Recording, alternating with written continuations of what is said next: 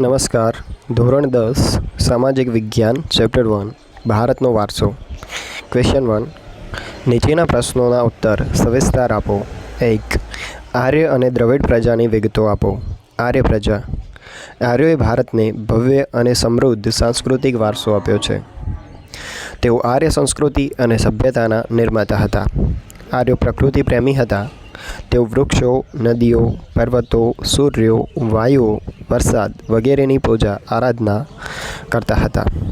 આર્યો શરૂઆતમાં વાયવ્ય ભારતમાં રહેતા હતા. ત્યાં 7 મોટી નદીઓ વહેતી હતી. તેને સપ્તસિંધુ નામ આપવામાં આવ્યું હતું. તેમણે પ્રકૃતિના તત્વોની શ્રુતિઓ રચી હતી.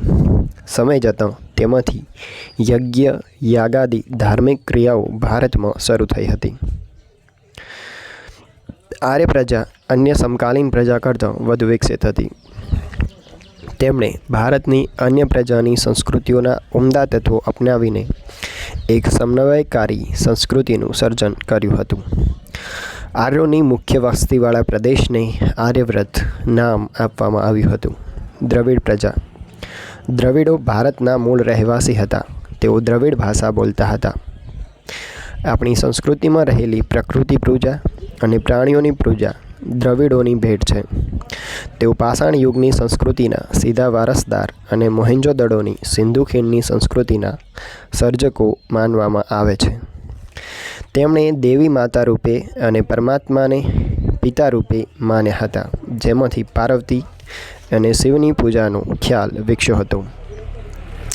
ધૂપ, દીપ અને આરતી વડે દેવદેવીઓની પૂજા કરવાની પ્રથા દ્રવિડોનો વારસો ગણાય છે. દ્રવિડો માતૃમૂલક, માતૃપ્રધાન કુટુંબ પ્રથા ધરાવતા હતા. તેઓ અવકાશી ગ્રહો, હોડી, તરાપા, કાંતવું, વણવું, રંગવું વગેરેનું જ્ઞાન ધરાવતા હતા. ઉત્તર ભારત પર આર્યોએ કાબૂ મેળવતા દ્રવિડો દક્ષિણ ભારતમાં સ્થાયી થયા હતા. દ્રવિડ કુળની તમિલ, તેલુગુ, કન્નડ, મલયાલમ વગેરે ભાષાઓ બોલતા લોકો દ્રવિડો આજે દક્ષિણ ભારતમાં જોવા મળે છે. સંસ્કૃતિનો અર્થ આપી વિગતે સમજાવો. સંસ્કૃતિ એટલે માનવ સમાજની ટેવો, મૂલ્યો, આચાર વિચાર, ધાર્મિક પરંપરાઓ, રહેણીકરણી અને જીવનને ઉચ્ચતમ ધ્યેય તરફ લઈ જતા આદર્શોનો સરવાળો. સંસ્કૃતિ એટલે ગુફાથી ઘર સુધીની માનવજાતની વિકાસ યાત્રા. સંસ્કૃતિમાં કોઈપણ પ્રજા સમૂહની આગળ જીવનશૈલીનો સમાવેશ થાય છે. સંસ્કૃતિમાં વિચારો, બુદ્ધિ, કલા, કૌશલ્ય અને સંસ્કારિતાના મૂલ્યોનો સમાવેશ કરવામાં આવે છે. સંસ્કૃતિ એટલે જીવન જીવવાની રીત. દેશ કે સમાજમાં સમય અને સંજોગો, મુખ્ય લોકજીવનમાં આવતા પરિવર્તનો, સુધારાઓ, સામાજિક નીતિઓ અને રીતિઓ વગેરે વડે જુદા જુદા સમાજની સંસ્કૃતિનું ઘડતર થાય છે. મહાન રશિયન સમાજશાસ્ત્રી બી. મેલોનોસ્ટીના મતે સંસ્કૃતિ એટલે માનવ મનનું ખેડાણ. 3. ગુજરાતનો સાંસ્કૃતિક વારસો. સવિસ્તર સમજાવો. સાંસ્કૃતિક મહોત્સવો. પોળો, વિજયનગર, પતંગોત્સવ અને કાંકરિયા કાર્નિવલ, અમદાવાદ. તાનારીરી મહોત્સવ, વડનગર. ઉત્તરાર્ધ નૃત્ય મહોત્સવ, મોઢેરા. રણોત્સવ, કચ્છ વગેરે. બૌદ્ધ અને જૈન ધર્મની ગુફાઓ. ગુજરાતમાં વડનગર, તારંગા, ખંભાલેડા, જૂનાગઢ, શામળાજી, તળાજા વગેરે સ્થળોએ બૌદ્ધ અને જૈન ધર્મની ગુફાઓ આવેલી છે. ધાર્મિક સ્થળો. દ્વારકામાં દ્વારકાધીશનું મંદિર અને જગતગુરુ શંકરાચાર્યની શારદાપીઠ. 12 જ્યોતિર્લિંગો પૈકીનું એક સોમનાથ મંદિર. ઉત્તર ગુજરાતમાં અંબાજી, બહુચરાજી, મહાકાળીનું મંદિર, પાવાગઢ, જૈન તીર્થ, પાલીતાણા વગેરે ધાર્મિક સ્થળો ધરાવતા તીર્થસ્થાનો છે. મેળાઓ. મેળાઓમાં મોઢેરાનો મેળો મહેસાણા, ભાદરવી પૂનમનો મેળો અંબાજી, ભવનાથનો મેળો ગિરનાર, તરણેતરનો મેળો તરણેતર અને વૌઠાનો મેળો ધોળકા મુખ્ય છે. વડનગરનું પ્રખ્યાત કીર્તિ તોરણ. જૂનાગઢમાં ગિરનાર પર્વતની તળેટીમાં આવેલ સમ્રાટ અશોકનો શિલાલેખ. મોઢેરાનું પ્રખ્યાત સૂર્ય મંદિર, ચાંપાનેરનો કિલ્લો તથા દરવાજો, સિદ્ધપુરનો રુદ્ર મહાલય, વિરમગામનું મુનસર તળાવ, અમદાવાદમાં સૌથી મોટી જામા મસ્જિદ, બેનમૂન ઝુલતા મિનારા, સીદી સૈયદની જાળી, હાથીસિંગના દેરા, સરખેજનો રોજો, નગીનાવાડી વગેરે. પાટણનું સહસ્ત્રલિંગ તળાવ અને રાણકી વાવ, વડોદરાનો રાજમહેલ વગેરે ગુજરાતના ઐતિહાસિક મહત્વ ધરાવતા સ્થળો છે. ક્વેશ્ચન 2. નીચેના પ્રશ્નોના ઉત્તર મુદ્દાસર લખો.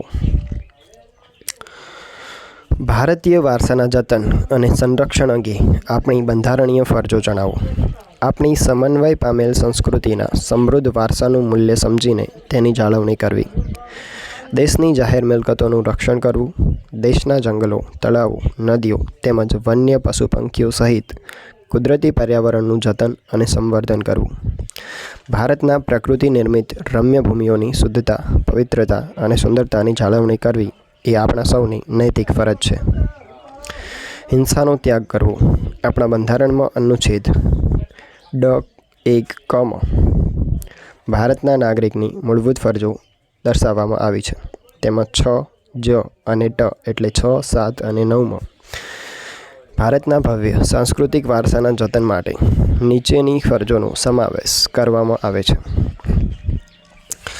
આપણા સાંસ્કૃતિક વારસાના પ્રતીક સમા પ્રાચીન સ્મારકો તથા ઐતિહાસિક અને ધાર્મિક મૂલ્યો અને મહત્ત્વ ધરાવતા સ્થળોને કોઈપણ પ્રકારનું નુકસાન ન પહોંચાડવું. પ્રાકૃતિક વારસાનો અર્થ સમજાવી ભારતના પ્રાકૃતિક વારસામાં સમાવેશ થતી બાબતો જણાવો. પ્રાકૃતિક વારસામાં સમાવેશ થતી બાબતો નીચે મુજબ છે. ભારતના પ્રાકૃતિક વારસામાં ઊંચા પર્વતો, જંગલો, ઝરણા, નદીઓ, રણો, સાગરો, વિશાળ ફળદ્રુપ મેદાનો, ખીણ પ્રદેશો વગેરે પ્રાકૃતિક વિશિષ્ટતાઓનો સમાવેશ થાય છે. આપણા પ્રાકૃતિક વારસામાં પર્વતો, નદીઓ, પશુઓ તેમજ પ્રકૃતિની શક્તિઓને દેવી સ્વરૂપ માનવામાં આવે છે. ભારતના ભૂમિ દ્રશ્યોમાં વિવિધ પ્રકારના ખડકો, શિલાઓ, ખનિજો, વનસ્પતિ વગેરેનો સમાવેશ થાય છે. પ્રાકૃતિક વારસો એટલે પ્રકૃતિ, પર્યાવરણ અને માનવ જીવનની વચ્ચેના અત્યંત નજીકના સંબંધોનું પરિણામ. પ્રાકૃતિક વારસો એ કુદરતની ભેટ છે. હવામાનમાં થતા પરિવર્તનો પ્રાકૃતિક વારસાને અસર કરે છે. 3. ભારતના સાંસ્કૃતિક વારસાનો ખ્યાલ આપો. ભારતના સાંસ્કૃતિક વારસામાં રાજમહેલો, ઇમારતો, શિલાલેખો, સ્તૂપો, વિહારો, મંદિરો, મકબરા, ગુંબજો, કિલ્લાઓ, દરવાજાઓ, ઉત્ખનન કરેલા સ્થળો વગેરે જેવા સ્થળોનો સમાવેશ થાય છે. આ ઉપરાંત ભાષા, લિપિ, અંકો, શૂન્ય, ગણિત, ધાતુ, ધર્મ, સાહિત્ય, રાજ્યશાસ્ત્ર, પ્રાણીશાસ્ત્ર, વનસ્પતિશાસ્ત્ર, વાસ્તુશાસ્ત્ર વગેરેની મહત્ત્વની શોધોનો પણ સાંસ્કૃતિક વારસામાં સમાવેશ થાય છે. સાંસ્કૃતિક વારસો એટલે માનવ સર્જિત વારસો. માનવીએ પોતાની બુદ્ધિશક્તિ, જ્ઞાન, આવડત અને કલા કૌશલ્ય વડે જે કાંઈ સર્જ્યું કે મેળવ્યું છે તે સાંસ્કૃતિક વારસો કહેવાય છે. મૌર્ય યુગના શિલ્પોમાં ઊંધા કમળની આકૃતિ ઉપર વૃષભ કે સિંહનું શિલ્પ, ગૌતમ બુદ્ધનું, પ્રજ્ઞાપારમિતાનું શિલ્પ, સારનાથની ધર્મચક્ર પ્રવર્તમાનવાળી ગૌતમ બુદ્ધની પ્રતિમા વગેરે સાંસ્કૃતિક વારસાની સમૃદ્ધિના દર્શન કરાવે છે. ભારતની પ્રજાએ સાંસ્કૃતિક વારસાની અનેક બાબતો વિશ્વની પ્રજાને ભેટ આપી છે. દાખલા તરીકે શિલ્પ કંડારવાની કળાને લગભગ 5000 વર્ષ પ્રાચીન છે. ક્વેશ્ચન 3. નીચેના પ્રશ્નોના ટૂંકમાં ઉત્તર આપો. આર્ય પ્રજા અન્ય કયા નામે ઓળખાય છે? આર્ય પ્રજા નોર્ડિક નામે પણ ઓળખાય છે. નેગ્રીટો પ્રજા વિશે ટૂંકી માહિતી આપો.